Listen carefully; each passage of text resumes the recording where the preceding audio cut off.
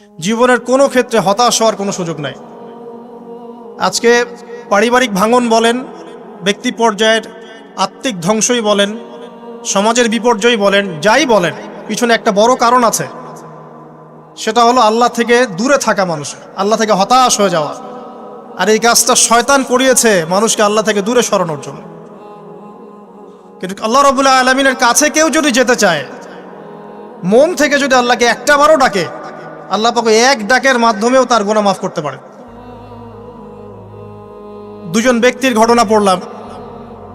একজন ব্যক্তি প্রচণ্ড রকম আবেদ, প্রচুর ইবাদত করে। আপনারা জানেন ইবলিসও কিন্তু আবেদ ছিল, ইবলিস কিন্তু প্রচুর ইবাদত করেছে। এখন ওই ব্যক্তির একজন বন্ধু ছিল, এটা বানু ইসরাইলদের ঘটনা। তো সেই বন্ধু পাপী ছিল, বিভিন্ন কবিরা গুনাহ করত। আর এই আবেদ ব্যক্তি বারবার তাকে নসিহত করত, গুনাহ ছেড়ে দাও, তুমি পাপ করছো, গুনাহ ছেড়ে দাও। তখন সেই ব্যক্তি যে পাপ করছে সে বলতো যে আল্লাহ কি তোমাকে আমার রক্ষক বানিয়েছেন? আল্লাহ কি তোমাকে আমার উপর দারোগা বানিয়েছেন? আমাকে আল্লাহর হাতে ছেড়ে দাও, আমাকে নসিহত করতে শোনা। একদিন এই আবেদ ব্যক্তি তার বন্ধুকে একটা জঘন্য পাপ করতে দেখলো, এমন একটা পাপ যেটা দেখে তার মনে ধারণা আসলো এটা চরম জঘন্য একটা কাজ। তখন সে মুখ ফসকে বলে ফেলল যে আল্লাহ তোকে আর মাফ করবে না, আল্লাহ তোকে জান্নাত দিবে না। আল্লাহ রাব্বুল আলামিন মালাকুল মউতকে এই দুজনের কাছে পাঠালেন, দুজনের রূহকে কবজ করা হলো। এবার আল্লাহ পাক তার সামনে তাদেরকে উপস্থাপন করে বললেন যে তোমাকে আমার রহমত সম্পর্কে কে গ্যারান্টি দিয়েছে যে আমি কাউকে রহমত করব কি করব না? যাও, আমি তোমাকে জাহান্নামে পাঠালাম, ওই ব্যক্তি যে আমার রহমত প্রত্যাশা করেছে আমি তাকে জান্নাত দিয়ে দিলাম। দেখুন, এই হাদিসটা শুনলে মনে হয় বাহ্যিক হয়তোবা মুখের একটা কথার কারণেই সে জাহান্নামে চলে গেল। আসলে বিষয়টা এমন নয়। বিষয়টা আমি আপনাকে বোঝাচ্ছি। বিষয়টা হচ্ছে ইবলিসের মতো। ইবলিস কিন্তু শুধু মন থেকেই বলেনি যে খলাকতানি মিন নার ওয়া খলাকতাহু মিন তিন, আমি কেন তাকে সেজদা করব আদমকে? আদম তো মাটির তৈরি আর আমি তো আগুনের তৈরি। এটা ইবলিসের শুধু মৌখিক স্টেটমেন্ট ছিল না, কারণ কি ছিল? আবা ওয়াস্তাকবার, সে উদ্ধত হয়েছিল, অহংকার প্রদর্শন করেছিল। ভিতর থেকে ইন্টারনালি সে অহংকারী ছিল, সে আন্ডার এস্টিমেট করে কথাটা বলেছে, শুধু মৌখিকভাবে বলে নাই। কিন্তু ঠিক এই ব্যক্তির ঘটনা এমনই, সে মন থেকে অহংকারী হয়ে উঠেছিল, যদিও বা সে আবেদ ছিল। এখানে আমরা যারা প্র্যাকটিসিং মুসলিম হওয়ার চেষ্টা করছি, আমাদের জন্য এখানে নিদর্শন আছে। পাঁচ ওয়াক্ত নামাজ পড়েই ভেবে বসবেন না যে অনেক কিছু করে ফেলছে, এক চিল্লা দিয়ে মনে করে ফেলবেন না যে দিনের জন্য অনেক কিছু করে ফেলছে। একটা হজ করেছেন, ওমরা করেছেন, সিয়াম রেখেছেন, দিনের জন্য দান সদকা করেছেন, একটা মাদ্রাসা মসজিদ করেছেন, ভেবে বসবেন না আপনি সব অনেক কিছু করে ফেলেছেন এবং অন্যরা সব ককরোচ তেলাপোকা, ওরা জাহান্নামে যাবে, এমনটা মনে করবেন। জানি না আমরা যে কার আমলের কতটুকু আল্লাহর কাছে কবুল হচ্ছে।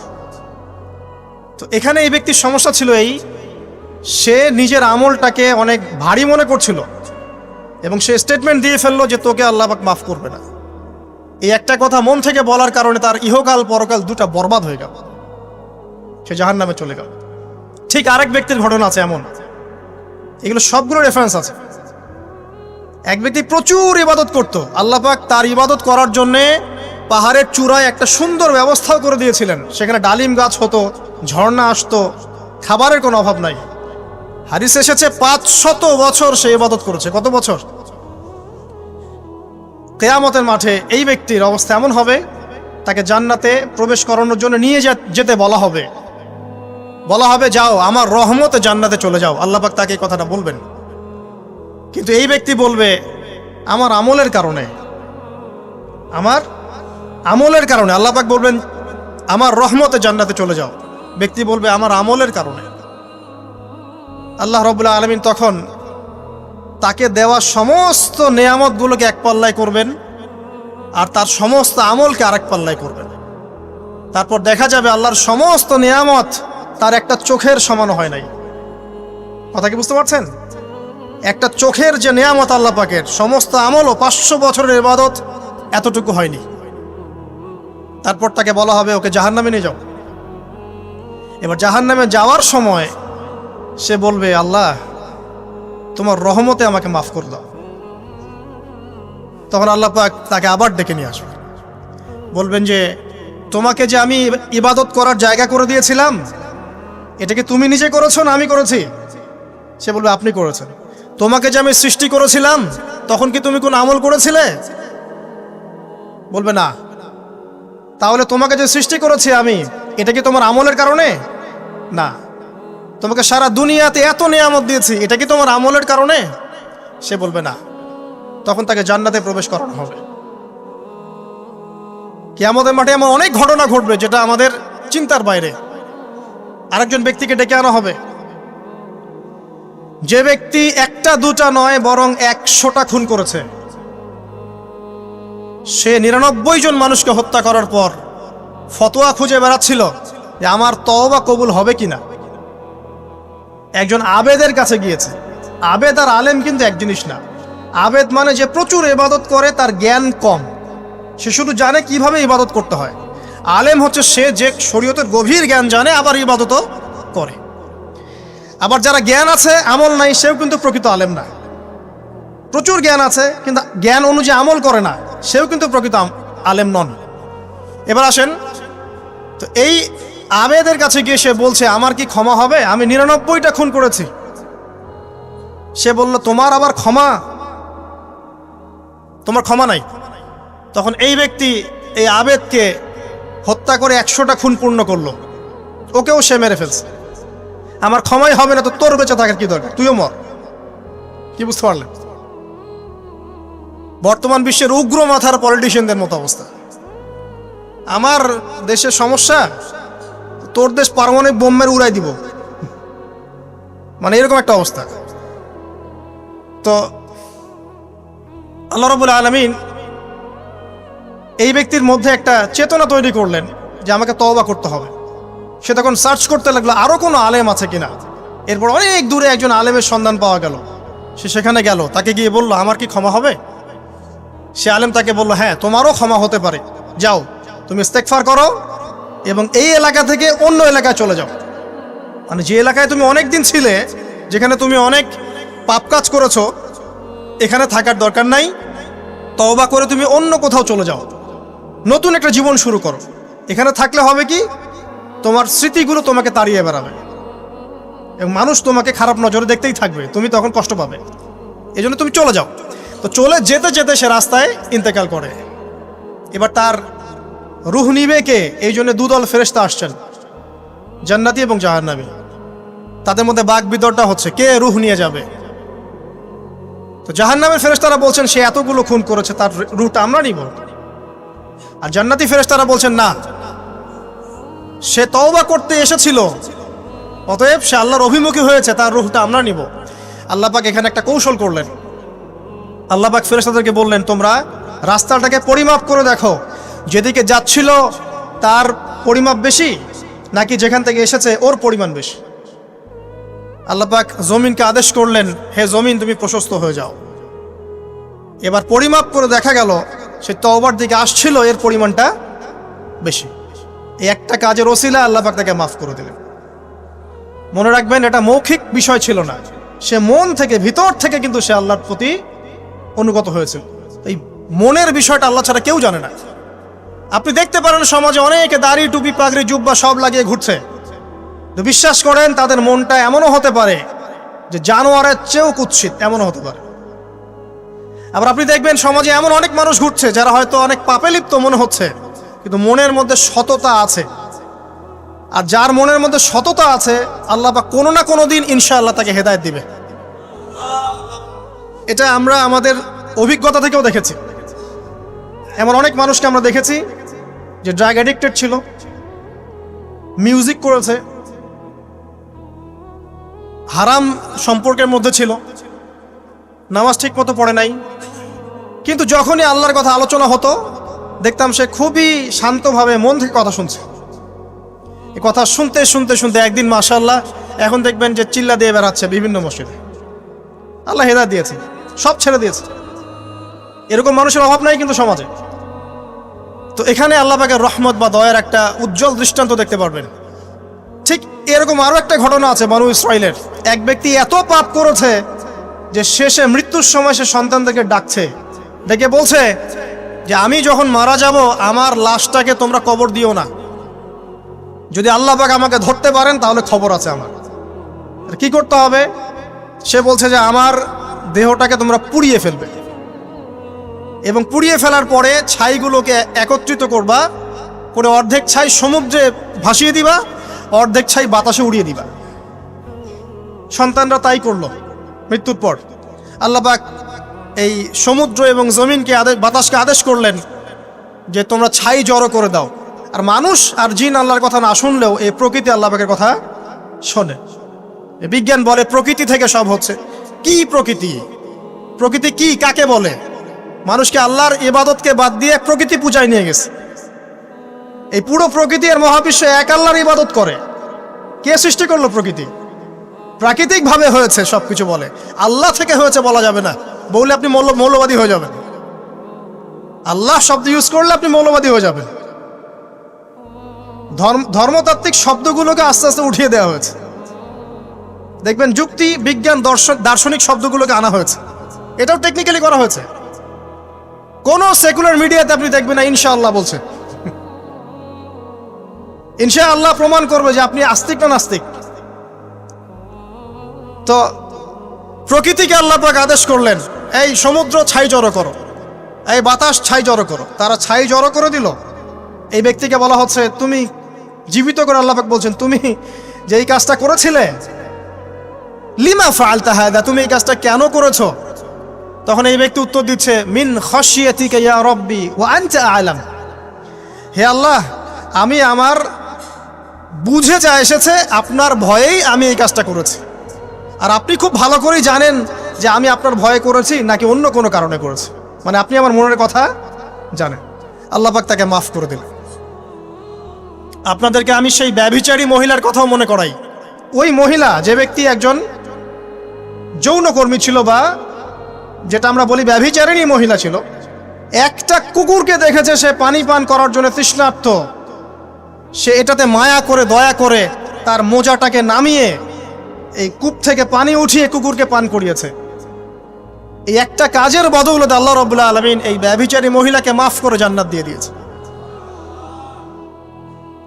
হাদিসে এটাও এসেছে, নবী সাল্লাল্লাহু আলাইহি ওয়াসাল্লাম বলেছেন, ইরহামু মান ফিল আরদ, তোমরা সবাই জমিনবাসীর প্রতি রহম করো। জমিনে মুসলিমই থাকতে হবে, তাদের প্রতি রহম করতে হবে এমন নয়, জমিনবাসী যারাই আছে সবার প্রতি রহম করো, জাতি ধর্ম বর্ণ নির্বিশেষে। এমনকি পশু পাখির প্রতিও দয়া করো। ইরহামু মান ফিল আরদ, জমিনে যারা আছে সবার প্রতি রহম করো। ইয়ারহামুকুম মান ফিস সামা, যিনি আসমানে আছেন তিনি তোমাদের প্রতি রহম করবে ইনশাআল্লাহ। ইসলাম এই কথাগুলো বলেছে 1400 বছর আগে। আজকের এই বিশ্বের সোকল্ড এই মডার্ন বিশ্বে যেখানে মানুষের রক্তের কোনো দাম নাই, সেখানে ইসলাম পশু পাখির অধিকার নিয়ে কথা বলেছে 1400 বছর আগে। কাদেরকে কি শেখাতে আসেন? কোরআন এবং সুন্নাহর বাইরে অভ্রান্ত সত্যের কোনো উৎস আছে? এখানে যা আছে তাই চূড়ান্ত। মানতে চাইলে মানেন, না মানতে চাইলে জাহান্নামে যান, কেউ তো বাধ্য করছে না। লাকুম দীনুকুম ওয়ালিয়া দিন। আল্লাহ পাকের রহমত দেখেন। আরেকটা ঘটনা আছে এমন, একটা বিড়ালকে বেঁধে রেখেছিল এক মহিলা, খাবার দেয় নাই, কষ্ট দিয়েছে। একটা বিড়ালকে খাবার না দিয়ে কষ্ট দেওয়ার কারণে এই মহিলাকে আল্লাহ পাক জাহান্নামে পাঠিয়েছে। এরকম কত ঘটনা আছে। এই ঘটনাগুলো হাদিসের পাতায় বর্ণিত আছে। কোরআনে কি বলছে দেখুন। কোরআনের আমি কয়েকটা পয়েন্ট আপনাদেরকে খালি বলছি, এটা নিয়ে আমি সকালে ভাবছিলাম। আল্লাহ পাক আদম আলাইহিস সালামকে সৃষ্টি করেছেন আমরা সবাই জানি, কিন্তু আল্লাহ পাক সূরা সদের মধ্যে বলছেন ইবলিসকে, হে ইবলিস, তোমাকে কিসে বারণ করলো আদমকে সেজদা করতে, যে আদমকে আমি নিজের হাত দিয়ে সৃষ্টি করেছি। আল্লাহ রাব্বুল আলামিন যে আমাদেরকে এত যত্ন করে ভালোবেসে সৃষ্টি করেছেন, এটা কি আল্লাহ পাকের দয়ার নিদর্শন নয়? মহাবিশ্বের অন্য কোনো মাখলুক সৃষ্টির ব্যাপারে আল্লাহ পাক বলেন নাই খলাকতু বিয়াদাই, আমি নিজ হাতে তাকে সৃষ্টি করেছি। শুধু সৃষ্টি নয়, সৃষ্টি করার পর আল্লাহ পাক তাকে সমস্ত নাম শিক্ষা দিয়েছেন। এই যে জ্ঞান শিক্ষা দেওয়া, জ্ঞান, এটা আল্লাহ পাকের সবচেয়ে বড় নিদর্শনগুলোর মধ্যে অন্যতম। এবং আল্লাহ পাকের সবচেয়ে বড় দয়া, আমার মত এটা, মানব জাতির উপরে আল্লাহ পাকের সবচেয়ে বড় দয়াটা হচ্ছে কি জানেন? আল্লাহ পাক আমাদেরকে জ্ঞান শিক্ষা দিয়েছেন, ওহী নাজিল করেছেন। এটা সব কিছুর ঊর্ধ্বে। কারণ আপনি তওবা করবেন, জ্ঞান লাগবে। নামাজ পড়বেন, জ্ঞান লাগবে। রোজা রাখবেন, জ্ঞান লাগবে। জাকাত দিবেন, ইলম লাগবে। আপনি দিনের যে কোনো আমল করেন, ইলম লাগবে। জান্নাত জাহান্নামের পথ খুঁজে পেতে হলে ইলম লাগবে। দেশ চালাবেন, ইলম লাগবে। অর্থনীতি চালাবেন, ইলম লাগবে। ইলম ছাড়া কিছু নাই, ইলমের উপরে কিচ্ছু নাই। এই ইলমটা আল্লাহ পাক কাকে শিক্ষা দিয়েছেন? আদম আলাইহিস সালামকে। আমরা তো শিখেছি সমাজবিজ্ঞান বইগুলোতে যে আমাদের পূর্বপুরুষরা নাকি গুহায় থাকতো আর গাছের ছাল পাতা খেয়ে থাকতো, তাই না? লতা পাতা খেয়ে থাকতো, গাছের ছাল পাতা খেয়ে থাকতো, পোশাক পরতো আর কি। বোগাস, ডাহা, মিথ্যা কথা। আল্লাহ রাব্বুল আলামিন সূরা বাকারা এবং সূরা আরাফ পড়ে দেখেন, আল্লাহ পাক বলছেন যে আদম আলাইহিস সালামকে আল্লাহ পাক সমস্ত নাম জ্ঞান শিক্ষা দিয়েছেন। মহাবিশ্বের যে প্রয়োজনীয় জ্ঞানগুলো আছে সেগুলো আল্লাহ পাক আদমকে শিখিয়েছেন আলাইহিস সালাম। ওয়াল্লামা আদামাল আসমাআ কুল্লাহা, আল্লাহ পাক আদমকে সমস্ত নাম শিক্ষা দিয়েছেন। আমাদের পিতা মাতারা মূর্খ ছিলেন না, তারা সৃষ্টি থেকেই জ্ঞানী ছিলেন। আদম আলাইহিস সালামের পারমাণবিক বোম বানানোর কোনো প্রয়োজন ছিল না। ছিল? বানান নাই। আপনার মধ্যে এই জ্ঞানটা আসছে কিভাবে?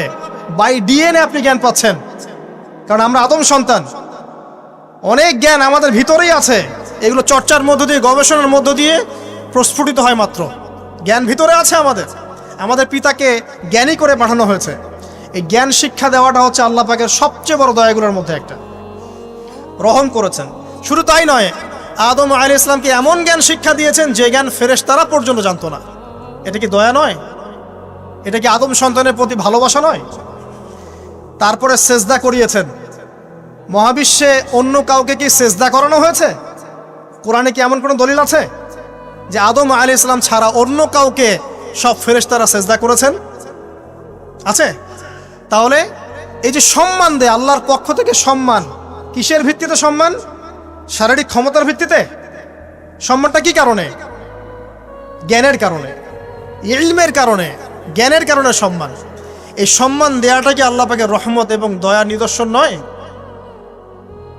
অতএব সম্মান পেতে হলে, আল্লাহ রহমত পেতে হলে সেই জ্ঞানের চর্চায় আবার ফিরে আসতে হবে। আপনি যদি আজও সেই ওহির জ্ঞানের চর্চা করেন, আল্লাহ পাক এই পৃথিবীবাসীর বুকের মধ্যে আপনার জন্য সম্মান পয়দা করে দিবেন ইনশাআল্লাহ। দেখেন, ওই সেই জ্ঞানই যদি আপনি এখনো চর্চা করেন, আজও আপনি সম্মানিত হবেন ইনশাআল্লাহ। ব্যক্তির চর্চা করলে ব্যক্তি সম্মানিত হবে, একটা পরিবার চর্চা করলে ওই পরিবার সম্মানিত হবে, একটা সমাজ যদি চর্চা করে সেই ওহির জ্ঞান, ওই সমাজ সম্মানিত হবে। একটা দেশে যদি আপনি ওই ওহিভিত্তিক জ্ঞান ছড়িয়ে দেন, পুরো দেশকে আল্লাহ পাক সম্মানিত করবে ইনশাআল্লাহ, পুরো জাতিকে সম্মানিত করবে ইনশাআল্লাহ। আরও সামনে যান, এই যে আদম এবং হাওয়া আলাইহিস সালাম গাছের কাছে চলে গেলেন, ফল খেয়ে ফেললেন, কারণ আমরা আদম সন্তান, ভুল করি। আল্লাহ পাকে সাথে সাথেই বহিষ্কার করে দিয়েছেন? না, আল্লাহ পাক তওবা করার জন্য কালিমা শিখিয়ে দিয়েছেন। সুবহানাল্লাহ, তাদের কালিমা জানা ছিল না। আল্লাহ পাক বলছেন ফাতালাক্কা আদম মির রাব্বিহি কালিমাত, আল্লাহ পাকের কাছ থেকে আদম আলাইহিস সালাম কিছু বাক্য শিখে নিলেন, যেই বাক্য দিয়ে ফাতাবা আলাই, সে আল্লাহর কাছে তওবা করলো। কোন সেই বাক্য?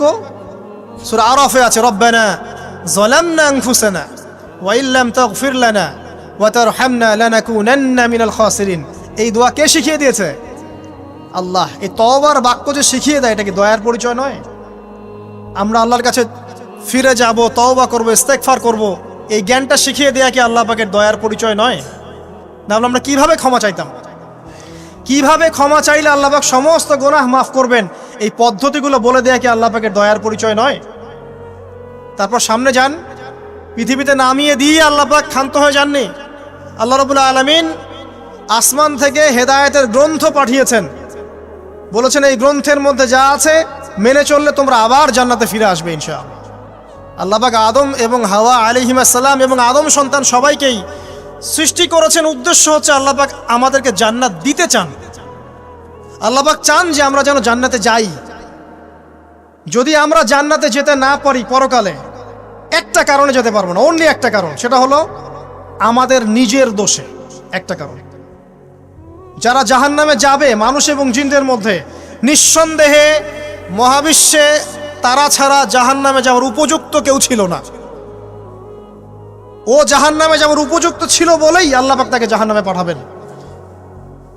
আর যারাই জান্নাতে যাবে প্রত্যেকেই শুধু আমলের বদৌলতে যাবে না, বরং আল্লাহ পাকের রহমতেই যাবে। কেউই তার আমল দিয়ে জান্নাতে যেতে পারবে না। নবী সাল্লাল্লাহু আলাইহি ওয়াসাল্লাম এমন ভাষ্য বলছেন, ইল্লা আনা, আমিও না, ইল্লা বিরহমাতিল্লাহ, আমিও নয়, তবে আল্লাহ পাকের দয়া আমাকে ঘিরে ধরবে, আল্লাহ পাকের রহমত যাদের উপরে বর্ষিত হবে তারাই জান্নাতে যাবে ইনশাআল্লাহ। কে আমল দিয়ে যেতে পারবে না। যত আমলই করি বলা যাবে না এই আমলের বদৌলতে জান্নাতে যেতে পারবো। আল্লাহ পাক দয়া না করলে হবে না। আল্লাহ পাক চান যে আদম সন্তান যেন জান্নাতেই যায়।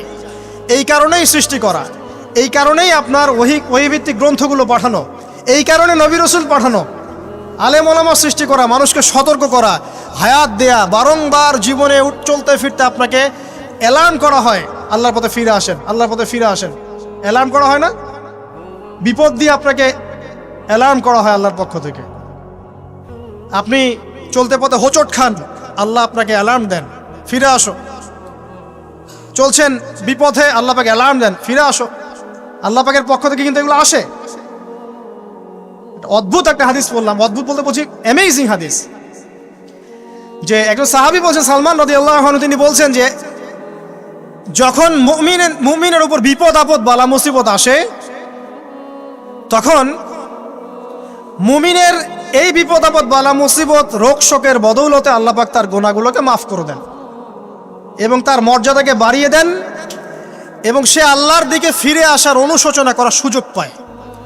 আর যখন কাফের মুশরিক বা ফাসেক মানুষকে এইসব রোগ ব্যাধি বিপদ আপদ বালা মুসিবত ঘিরে ধরে, তার দৃষ্টান্ত সেই উটের ন্যায় যে উটটাকে তার মালিক বেঁধে রেখেছে, এরপর ছেড়ে দিয়েছে। সে উটটা বুঝতেও পারলো না কেন তার মালিক তাকে বেঁধে রাখলো আর কেনই বা তাকে ছেড়ে দিল। কথাটা কি বুঝতে পারছেন? যারা আল্লাহ দ্রোহী, তাদের উপর যখন বিপদ আপদ বালা মুসিবত আসতে থাকে, তারা বুঝে না যে কি জন্য আসলো আর কেন চলে গেল। কিন্তু মুমিন ব্যক্তি যারা মুসলিম, আল্লাহর অনুগত, তাদের বিষয়টা হচ্ছে এমন বিপদ আপদ বালা মুসিবত রোগ ব্যাধি তাদেরকে আল্লাহর দিকে ফিরিয়ে নিয়ে আসবেন ইনশাআল্লাহ। দেখুন,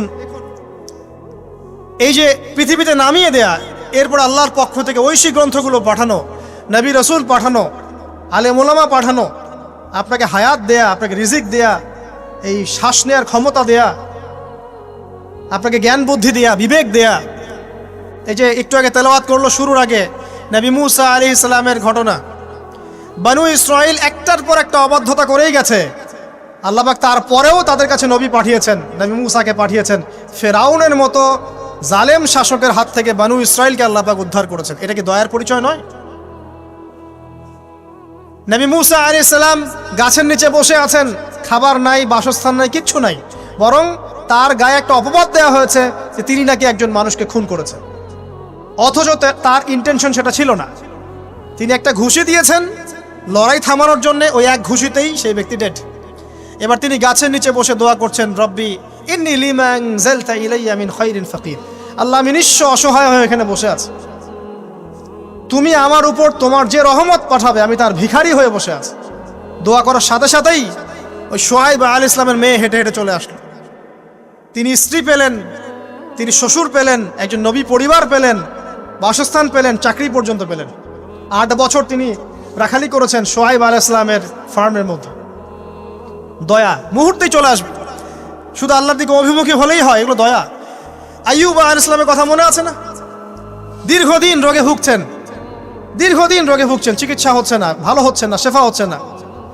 এখানে যারা আধ্যাত্মিকত্ব নিয়ে পড়াশোনা করেন, লেখালেখি করেন, তারা বলেছেন তাদের কিছু কিতাবের মধ্যে, রোগটা যখন এমন একটা পর্যায়ে চলে আসলো যে তিনি জিহ্বাটা নড়াতে পারছেন না, কারণ তিনি আল্লাহ পাকের জিকির করতে প্রচণ্ড ভালোবাসতেন। এক পর্যায়ে রোগটা এমন একটা জায়গায় চলে আসলো যে জিহ্বাটা তিনি নড়াতে কষ্ট হচ্ছে। তখন গিয়ে তিনি বলছেন, রব্বি আন্নী মাসসানি আদ-দুররু ওয়া আনতা আরহামুর রাহিমিন, হে আল্লাহ আমাকে কষ্ট স্পর্শ করেছে, আর তুমি তো ক্ষমাকারী, রহমকারীদের মধ্যে সর্বশ্রেষ্ঠ রহমকারী। আমি জিকির করতে পর্যন্ত পারছি না, আল্লাহ আমার রোগটা শেফা দিয়ে দাও। বলার সাথে সাথে আল্লাহ রাব্বুল আলামিন প্রস্রবণ ঝর্ণা তৈরি করলেন, এখানে গোসল করো, শেফা হয়ে গেল। এগুলো কি রহমতের পরিচয় নয়?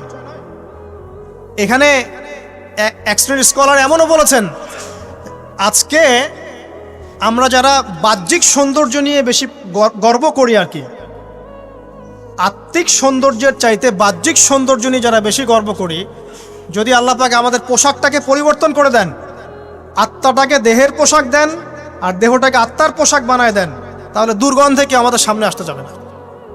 কথা আপনারা বুঝতে পারছেন না? আইয়ুব আলাইহিস সালামের আত্মাটা ছিল পবিত্র, পরিশুদ্ধ, তার দেহের মধ্যে রোগ হয়েছিল। আর এই পুরো বিশ্বের ম্যাক্সিমাম লোকের মানুষের রোগ এখন আত্মায়, দেহে নয়। আবার বলছি, হয়তো বুঝতে পারছেন না। আইয়ুব আলাইহিস সালামের রোগটা হয়েছিল দেহে, বাইরে। তার আত্মা ছিল পবিত্র, পরিশুদ্ধ আত্মা। দেহের রোগের একটা পর্যায়ে যখন জিহ্বাটায় ইফেক্ট হলো, তখন জিকির করতে তার কষ্ট হচ্ছে, তখন তিনি দোয়া করছেন, আল্লাহ আমার এই রোগটাকে শেফা দিয়ে দাও। আর এখনকার পুরো জেনারেশন, এই সভ্যতার রোগ হচ্ছে ভিতরে, আত্মায়। দেহের রোগের চাইতে এদের আত্মার রোগটা বেশি।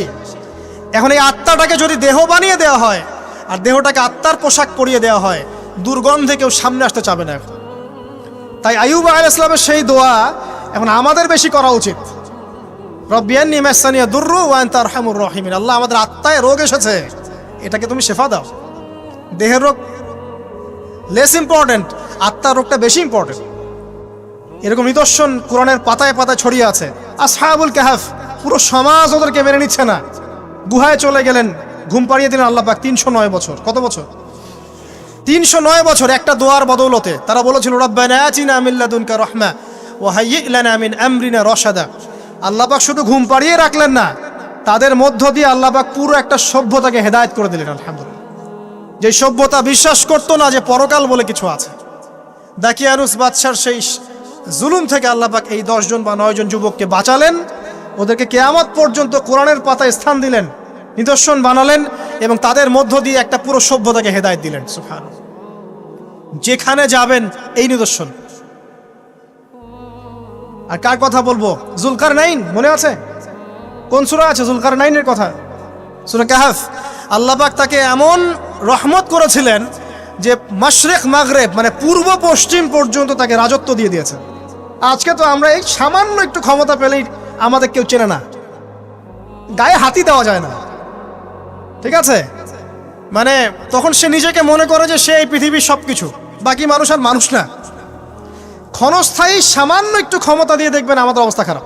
আমাদের এই যে জীবন, আমাদের রিজিক, আমাদের পরিবার, আমাদের সুস্থতা, আমাদের জ্ঞান, আমাদের সমাজ বলেন, রাষ্ট্র, আমাদের অর্থনীতি, এই বিশ্ব, এই সব কিছুই একটা বিষয়কে কেন্দ্র করে টিকে আছে। শুধুমাত্র একটা বিষয়ের সাথে এই পুরো মহাবিশ্ব সম্পর্কিত।